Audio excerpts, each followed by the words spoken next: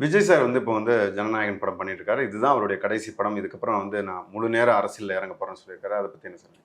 விஜய் ஜனநாயகம் கடைசி படம் வெற்றி பெறணும்னு நான் வாழ்த்துறேன்.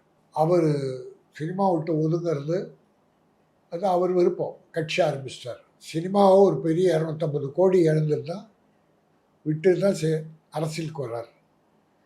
அரசியலை சரியாக பண்ணணும். இன்ன வரைக்கும் சரியாக பண்ணலை, முழுமையாக இறங்கலை. ஜனநாயகம் முடிஞ்ச 3 மாதம் ஆச்சு, இன்னும் முழுமையாக இறங்கலை.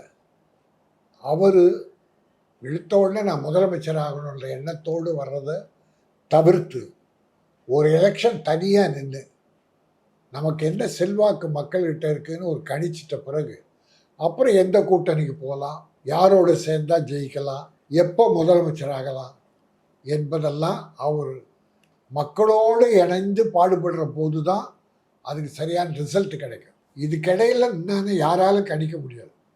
என்ன இப்போ 10-12% ஓட்டு இருக்குன்னு சொல்கிறாங்க.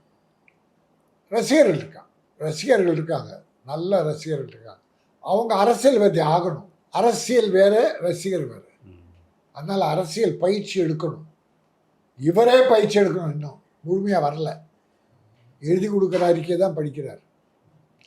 அதனால் இப்போ இந்த 26ல் மு.க. ஸ்டாலின் திராவிட முன்னேற்ற கழகம் நிச்சயமாக ஆட்சிக்கு வரும். ஏன்னா வேலைகள் அற்புதமாக பண்ணிகிட்டு இருக்காங்க. அடிமட்டத்திலிருந்து வேலையும் அற்புதம் இருக்குது. அவங்களுடைய திமுக தொண்டர்கள் எலெக்ஷன் ஒர்க்கு அப்படி தெரிஞ்சவங்க, பூத்துலேருந்து அவ்வளோ வேலைகளை பண்ணுவாங்க. அதனால் அந்த மாதிரி வேலைகளை இவர் ரசிகர்களுக்கு சொல்லிட்டார். தொண்டர்களுக்கு பயிற்சி கொடுக்கும். அப்புறம்தான் ரிசல்ட் என்னன்னு தெரியணும். ஆனால் நல்லா இருக்கட்டும். நம்ம தமிழன் கட்சி ஆரம்பிச்சிட்டார், வரட்டும். ஆனால் அவசரப்பட வேண்டாம், பொறுமையாக வரட்டும்.